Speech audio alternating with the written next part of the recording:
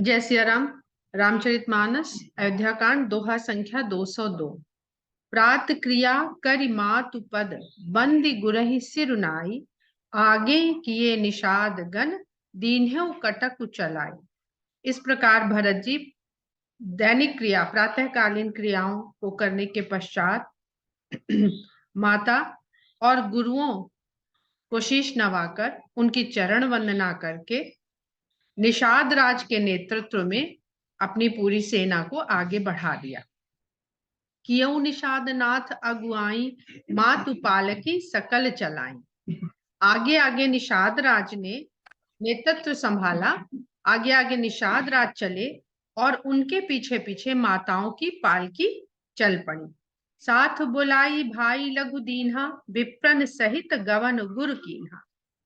उन्होंने छोटे भाई शत्रुघ्न को बुला करके, जो ये चले इतने लोग कि निषाद राज, फिर उनके पीछे माताओं की पालकी, तो माताओं की पालकी के साथ छोटे भाई शत्रुघ्न को किया और उसके पश्चात विप्रों और गुरुओं को भी गमन करवाया, प्रस्थान करवाया। आप सुर सही कीन प्रणामो, सुमिरे लखन सहित सिय रामो। और स्वयं गंगा जी को प्रणाम करके और राम सीता लक्ष्मण को याद करके स्मरण करके गवने भरत पयादे ही पाए, कोतल संग जाहि डोरी आए।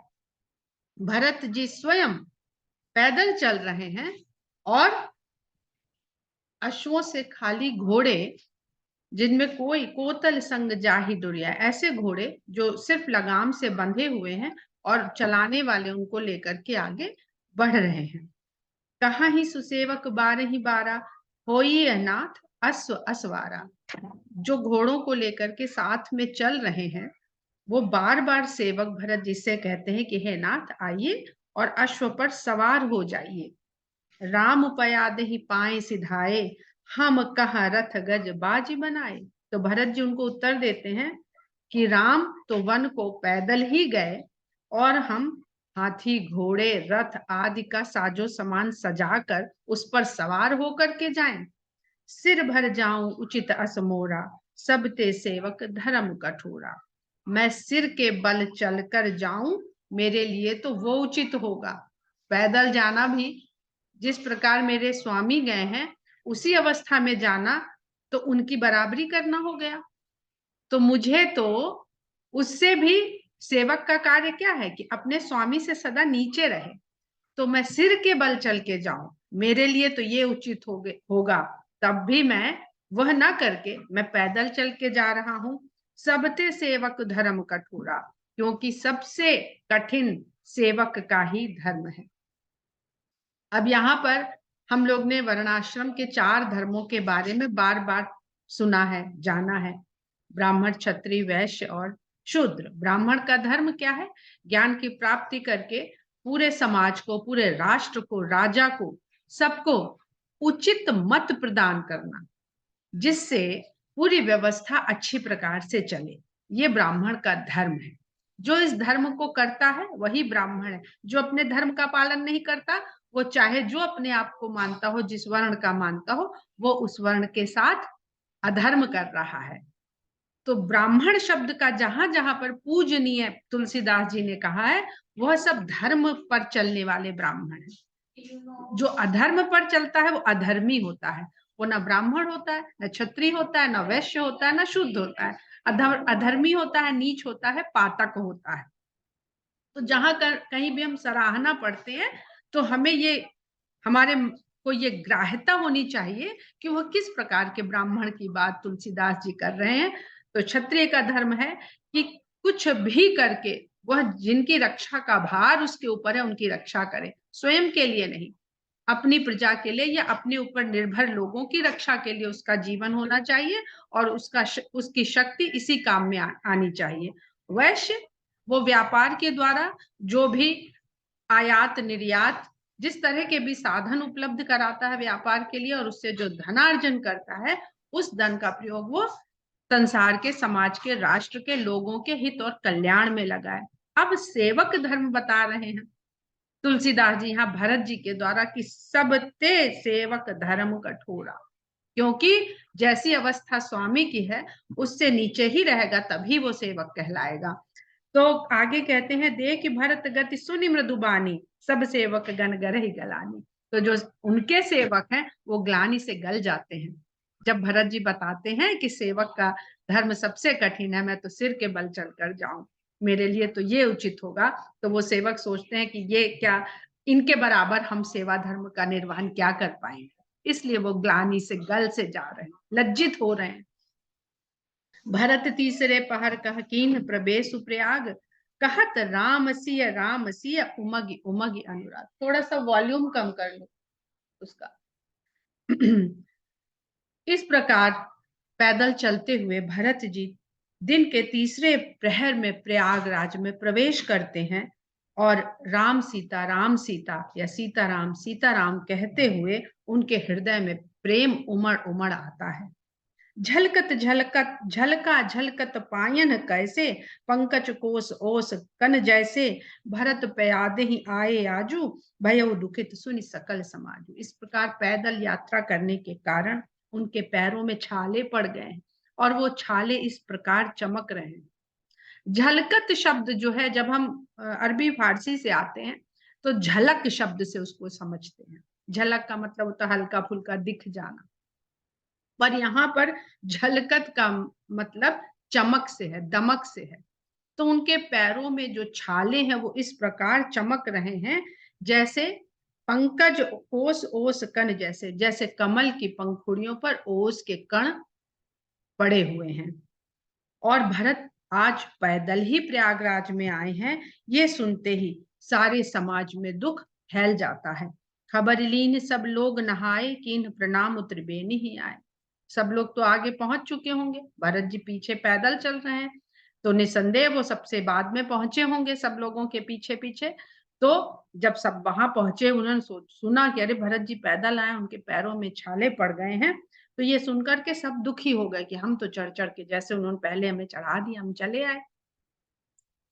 जब भरत जी वहां पहुंचे और उन्होंने ये सबके समाचार पा लिए कि सबने त्रिवेणी में स्नान कर लिया है, तब वह स्वयं गए और त्रिवेणी को प्रणाम किया, जहां गंगा यमुना सरस्वती का संगम होता है। त्रिवेणी का अर्थ भी बहुत सारे मायनों में आध्यात्मिक अर्थ भी आते हैं। हमारे शरीर में 3 नाड़ियां प्रमुख होती हैं, इन्हीं इन्हीं का जब मिलन हो जाता है अध्यात्म या योग या भक्ति या प्रेम के द्वारा, वही ऐसी स्थिति होती है जहां पर ईश्वर के साथ एकाकार हो जाता है जीव का।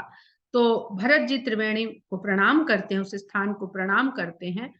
सभी सितासित नीर नहाने, दिए दान महिसुर सन्माने। बहुत सुंदर यहाँ पर एक शब्द का प्रयोग गोस्वामी जी ने किया है, सितासित, श्वेत अश्वेत, सित असित, श्वेत अश्वेत, यानी गंगा और यमुना की धारा, श्वेत और श्यामल धारा। तो श्वेत अश्वेत, उजली और सांवली धारा में विधि पूर्वक भरत जी ने स्नान किया और स्नान करने के बाद जैसी परंपरा है ब्राह्मणों को दान देकर उनका सम्मान किया। देखत श्यामल धवल हलोरे, पुलक शरीर भरत कर जोरे।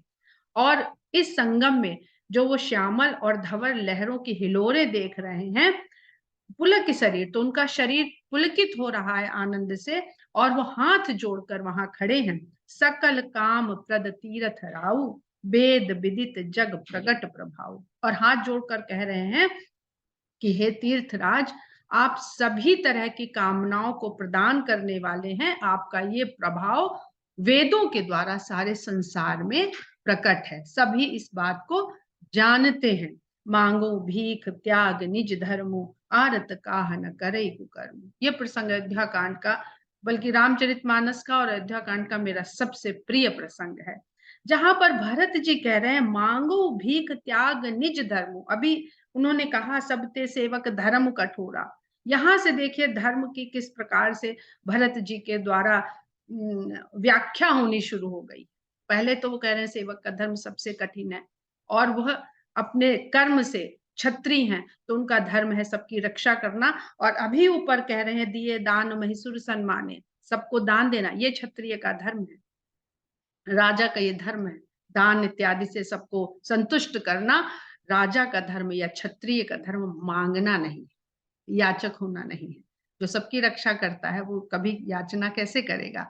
तो भरत जी धर्म का भी त्याग करने को तैयार हैं राम के प्रेम में। कहते हैं मांगो भीख त्याग निज धर्म, मैं अपने धर्म का त्याग करके भीख मांगता हूं। आरत काह न करे कुकर्म, दुख में पड़ा हुआ व्यक्ति क्या कुकर्म नहीं कर डालता है। अस जिय जानी सुजान सुदानी, सफल करहि जग जाचक बानी। इस बात को ध्यान में रखते हुए आप याचक के मांगी हुई वस्तु को दे करके अपनी इस प्रभुता को, इस प्रभाव को सत्य करिएगा। ऐसा वो प्रयागराज संगम पर त्रिवेणी से कह रहे हैं। सफल करहि जग जाचक वाणी, याचक की वाणी को सत्य करिए, यानी मांगने वाले की मांग को पूरा करिए और संसार में इस बात को सिद्ध करिए, सफल करिए कि आपसे जिसने जो मांगा वो आपने उसको दिया है। अर्थ न धर्म न काम रुचि गति न चहु निर्वाण, जन्म जन्म रति राम पद यह वरदान ना। उन्होंने धर्म तो पहले ही छोड़ दिया, कह रहे मांगो भीख त्याग निज धर्म। हम लोग धर्म की पता नहीं क्या क्या व्याख्याएं समझते हैं और क्या क्या कहते रहते हैं। जो लोग कहते हैं कि धर्म के कारण लड़ाइयां होती हैं, धर्म नहीं होना चाहिए, धर्म संसार में ना होता तो सब बढ़िया रहता, धर्म संसार में ना होता, धर्म से तो संसार विलग हो ही नहीं सकता। हम माने या ना माने, हम निभाएं या ना निभाएं, जंगल का अपना धर्म है, जंगल के पशुओं का अपना धर्म है, नदी का अपना धर्म है, तालाब का अपना धर्म है, बादल का अपना धर्म है, समुद्र का अपना धर्म है, व्यक्ति का अपना धर्म है। तो धर्म को हम लोग पता नहीं क्या समझते हैं, शायद पूजा पाठ की पद्धति को हम धर्म मान के बैठ गए हैं।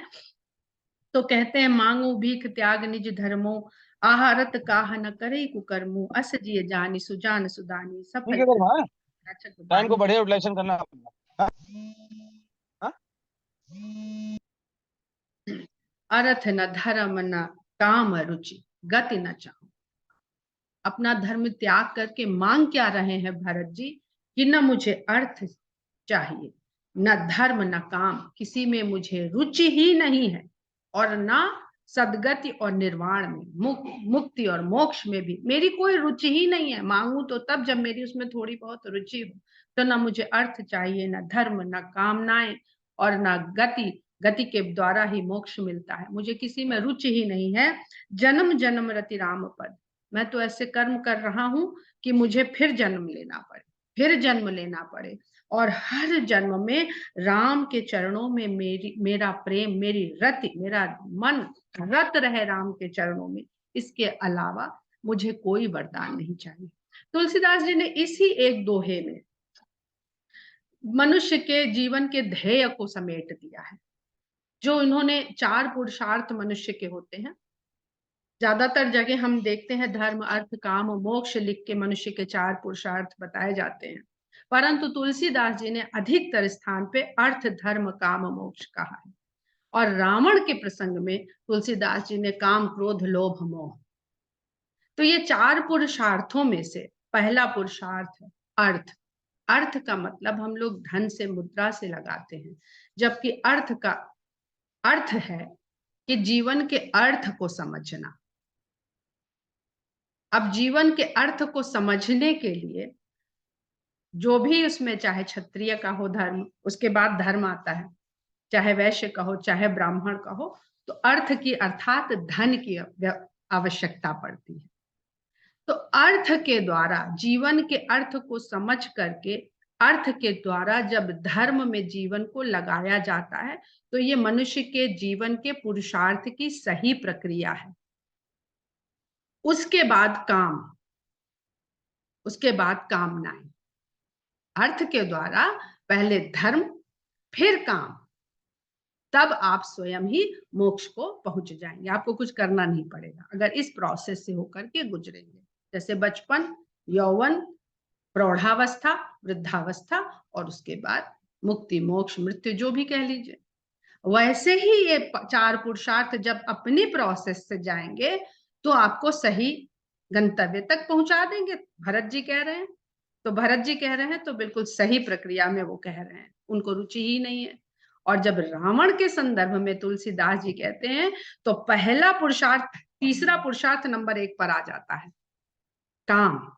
जो तीसरे चरण पे है वो काम, तो अगर हमने पहले तीसरे पुरुषार्थ को अपने सबसे आगे प्रथम अपने लक्ष्य बना लिया तो काम, क्रोध, लोभ, मोह, फिर अहंकार और फिर विनाश, तो सब छूट गए, सब छूट जाएंगे। और ज्यादातर मनुष्य यही करता है कि 4 पुरुषार्थ के लिए आता है संसार में, और काम के, कामनाओं के, काम से सिर्फ फिजिकल जिसको हम लोग समझते हैं काम भावना है, उसको ना समझे। सभी तरह की विषय कामनाओं को काम कहा जाता है, क्योंकि वो सबसे ऐसी अवस्था होती है जहां पे जाके बड़े बड़े फंस जाते हैं। इसलिए अंतिम जो उसका अभीष्ट है कामनाओं का, उसी को हम कामना समझ लेते हैं। बाकी तो व्रत व्रत रह के, निर्जला व्रत और फलाहार व्रत रह के धीरे धीरे अपने आप को नियंत्रित करना सीखते हैं, पर वहां पे जाके बड़े बड़े बिरले बिरले विश्वामित्र जैसे लोग भी डिग जाते हैं। आगे तो भरत जी कहते हैं, जानहु राम कुटिल करि मोहि, लोग कहूं गुरु साहिब द्रोही। कैसे राम के चरणों में मेरी रति नहीं कम हो, कि चाहे राम स्वयं भी मुझे कुटिल मान ले और लोग मुझे अपने गुरु और स्वामी का विद्रोही समझ लें। सीता राम चरण रति मोरे, अनुदिन बढ़ऊ अनुग्रह तोरे। तब भी सीता राम के चरणों में मेरा प्रेम आपकी कृपा से दिनों दिन बढ़ता रहे। जलद जन्म भरी सुरति बिसारो, जाचत जल उपबि। थोड़ा सा धीमा करो इसके वॉल्यूम को, थोड़ी देर के लिए थोड़ा सा इधर उधर डाइवर्ट कर लो उसे। जलद जन्म भरि सुरति बिसारो, जाचत जल उपबि पाहन डारो। चातक उरटनि घटे घट जाई, बढ़े प्रेम सब भांति भलाई। चातक यदि मेघों से अपने लिए जल मांगे प्रेमवश, कि मैं तो इसी जल को ग्रहण करूंगा, और उस जल के बदले मेघ उसको पत्थर दे, जल ना दे, और ऐसा होने पर चातक अपने प्रेम की रटन को भूल जाए, तो ये प्रेम कैसा हुआ? ऐसा प्रेम जो बदले में मांगा जाए वो न मिले तो प्रेम घट जाए, तो ये प्रेम की रीत नहीं है। प्रेम की रीति तो तब है जब प्रेमी जो मांगे उसको वो न मिले, तो उसका प्रेम तब भी बढ़ता जाए और बढ़ता जाए। बढ़े प्रेम सब भांति भलाई, तब भी प्रेम बढ़े। इसी में प्रेम की भलाई है, इसी में प्रेम की सत्यता है। कन कहीं बान चढ़े जिमिदाहे, तिम प्रियतम पद नेम निभाहे। जैसे सोने की चमक उसको तपाने से, उसको दग्ध करने से बढ़ती है, वैसे ही तिम प्रियतम पद प्रेम निभाए। ऐसे ही प्रियतम के चरणों में प्रेम का निर्वहन ऐसे ही होता है कि प्रतिकूल होता जाए चाहने वाला, और चाहने इधर से जो चाह रहा उसकी चाहत तब भी बढ़ती जाए। भरत बचन सुनि माज त्रिवेणी, भई मृदुबानी सुमंगल देनी। भरत की इस प्रकार की वाणी को सुन करके त्रिवेणी के मध्य से ऐसी वाणी, ऐसी आकाशवाणी हुई, भई मृदुबानी सुमंगल देनी। सभी तरह के मंगल को देने वाली मृदुल वाणी त्रिवेणी के मध्य से उठी। तात भरत तुम सब विधि साधु, राम चरण अनुराग अगाधु। हे तात, आप तो सभी प्रकार से साधु हैं। जिसने जीवन के सत्य को सिद्ध कर लिया वो साधु है। आपने तो धर्म को, प्रेम को, सत्य को, त्याग को, सबको सिद्ध कर लिया है, तो आप सभी प्रकार से साधु हैं। प्रयागराज जहाँ साधुओं के डेरे विभिन्न विभिन्न प्रकार के साधु जहाँ आके बसते हैं। रामचरण अनुराग अगाधु, क्यों क्यों आप पूरी तरह से सिद्ध हैं? क्योंकि राम के चरणों में आपका जो प्रेम है वो अगाध है, जिसकी कोई सीमा नहीं है। बादि गलानी करहु मन माही, तुम सम राम ही को प्रिय नाहि। आप व्यर्थ ही अपने हृदय में ग्लानि न करें, क्योंकि आपके समान राम को कोई भी प्रिय नहीं है। तन पुल के ही हर्ष सुनि बेनी बचन अनुकूल, भरत धन्य कहि धन्य सुर, हर्षित वर्ष ही फूल। इस प्रकार की वाणी को, त्रिवेणी के इस प्रकार के वचनों को सुन करके सभी लोग, जो देवता और जो वहां पर समुदाय एकत्रित था, वह भरत को धन्य धन्य कहने लगा, और देवता हर्षित होकर के पुष्प बरसाने लगे। अभी ये देवताओं का जो स्वभाव होता है वो बहुत जल्दी ऊपर नीचे होने वाला होता है। बढ़िया बात देखते खुश हो जाते हैं और फिर तुरंत ही घबराने लगते हैं। अभी देखेगा यही देवता अभी जो भरत के प्रेम की प्रशंसा में हर्षित होकर फूल बरसा रहे हैं, अभी यही इनके भय का कारण बन जाएगा। तो ये इंद्रिय के ऊपर आश्रित रहने वालों का जो जीवन चर्या होती है वो ऐसे ही होती है। वो क्षण में खुश हो जाएंगे और क्षण में भयभीत हो जाएंगे। प्रमुदित तीरथ राज निवासी, बैखानस बटुग्रही उदासी, कहाँ ही परस्पर मिली दस पांचा, भरत स्नेहु सील सुचि साचा। इस प्रकार तीर्थराज प्रयाग में वहां जो भी जितने भी प्रकार के सन्यासी, बैखानस जो वानप्रस्थ होकर के वहां पर आके रह रहे हैं, बटुक जो बटुक हैं, छोटे बालक ब्रह्मचारी के रूप में जो आए हैं, ग्रही उदासी, उसको थोड़ा सा बहला लो, बाहर जगह से आके। बैखानस बटुग्रही उदासी, गृहस्थ और उदासीन, जो फक्कड़ फकीर जिनको हम लोग कहते हैं, रामचरितमानस में फकीरों का भी जिक्र है, उनको उदासी या उदासीन साधु के रूप में जाना जाता है। कहाँ ही परस्पर मिली दस पांच, जहां भी इकट्ठे हैं 10-5, सब आपस में यही बात कर रहे हैं, भरत स्नेह सील सुच साचा, कि भरत का जो स्नेह और जो स्वभाव है वो बिल्कुल पवित्र और सच्चा है। सुनत राम गुण ग्राम सुहाए, भरद्वाज मुनि बर पही आए, दंड प्रणाम करत मुनि देखे, मूरति मंत्र भाग्य निज लेखे। इस प्रकार सुनत राम गुण ग्राम सुहाए, रामचंद्र जी के गुणों को सुनते हुए, स्मरण करते हुए भरत जी भरद्वाज मुनि के आश्रम तक पहुंचे और उन्होंने वहीं से भरद्वाज मुनि को दंडवत प्रणाम किया। जब मुनि ने देखा कि भरद्वाज जी उनके आश्रम में पधार कर उन्हें दंडवत प्रणाम कर रहे हैं, तो मूर्तिमंत भाग्य निज लेके भरद्वाज ने अपने भाग्य को मूर्तिवत भरत जी के स्वरूप में अपने सामने महसूस किया कि ये उनका भाग्य है कि वह एक इस तरह के व्यक्ति का दर्शन आज कर रहे हैं। ढाई उठाई लाई उड़लीन है। अब क्यों उनको ऐसा लगा, ये अभी आगे की वार्तालाप में स्पष्ट होगा। ढाई उठाई लाई उड़लीन है, दीन असीस कृतारथ की ने, उन्होंने दौड़ के भरत जी को उठा लिया और अपने हृदय से लगा लिया और बहुत आशीर्वाद देके उनको कृतार्थ किया। आसन दीन नाई सिर बैठे, चाहत सकुच ग्रह जन बज बैठे, उनको आसन दिया बैठने के लिए और शीश नवा करके भरत जी वहां ऐसे बैठे हैं, चाहत सकुच ग्रह जन भज बैठे, जैसे संकोच के घर में घुस के छुप जाना चाहते।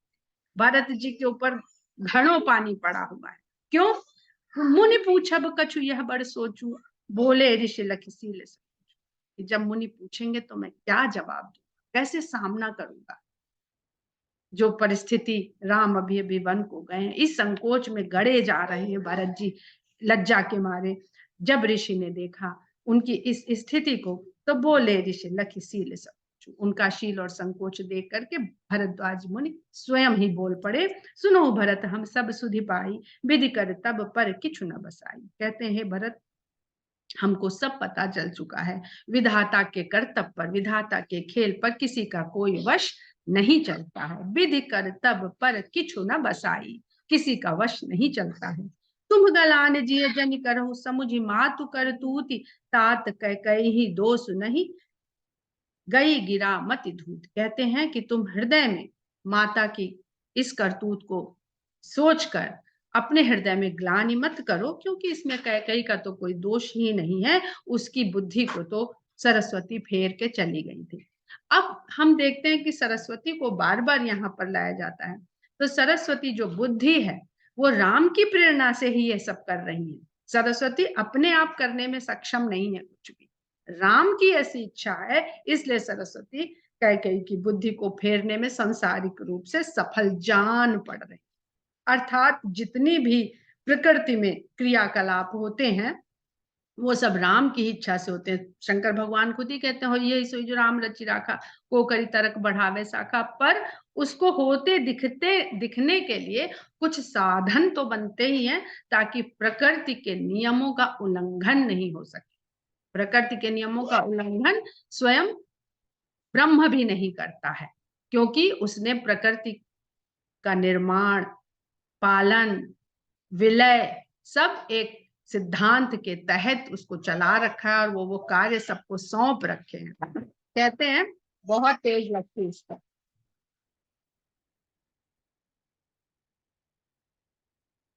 अगर ईश्वर अपने सिद्धांत को तोड़ देगा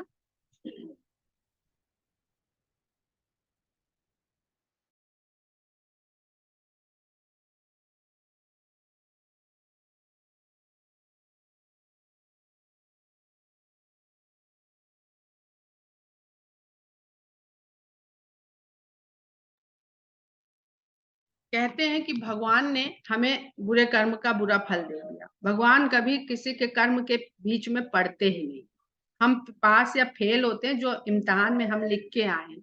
जब हमको टीचर अपने हिसाब से बुरा और अच्छा नंबर नहीं देता है, तो फिर भगवान हमको कैसे अच्छे और बुरे का फल देगा। जो कर्म हम करते हैं उसकी ही परिणति, उसका ही परिणाम हमको भोगना रहता है। तो कहते हैं, यह कहत भल कही ही न को, लोक वेद बुध सम्मत दो, तात तुम्हार विमल जसु गाई, पाई ही लोक वेद बढ़ाई।